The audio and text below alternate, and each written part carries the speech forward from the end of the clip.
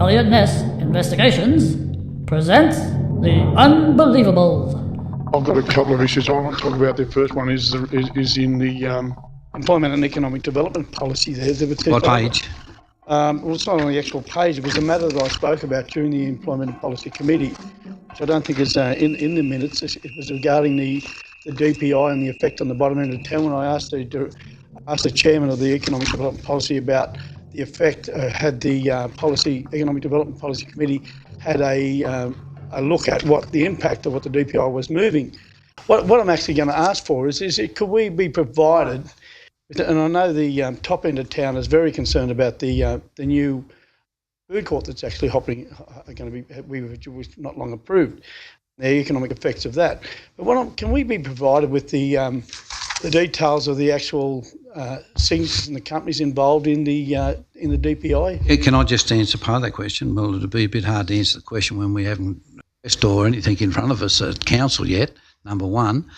Number two, they don't have to tell us who they're going to rent the shops out to or who's going to be in there, number two. But certainly when we have qualified DA in there, if that's got a food court going into it, I mean, which I've seen in the press and in the media, but certainly we haven't got it here and it hasn't come before council yet. But you could ask for it then.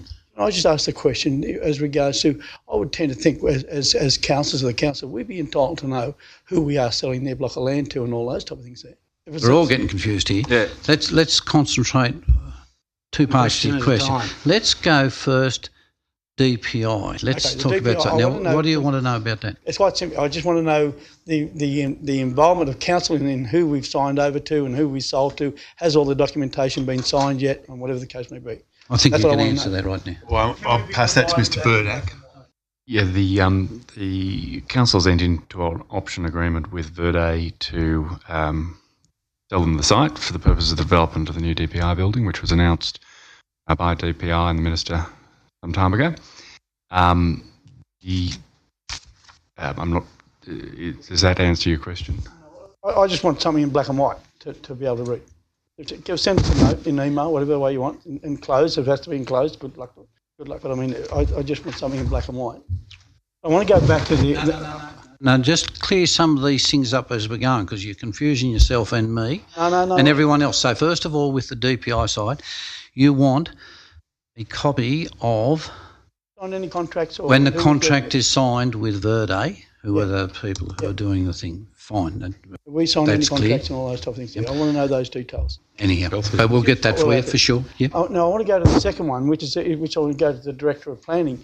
I've spoken to a number of business houses up the top of the town, and they're very, very concerned about the impact that the food court is going to, that we've approved in the thing of what it's going to do to actually them. Is there anything in the planning laws as we can, through the economic development thing, where we can actually look at like refusing or modifying or something like that in the planning matter?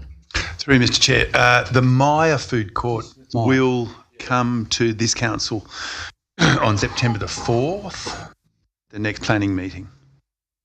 Can we somehow refuse a DA like that under the planning laws? No, I think we'd get into serious trouble with restriction of trade. That's sort of, sure Mr. Burdak knows better these laws, but I mean, planning is planning. It's a retail DA in a retail zone.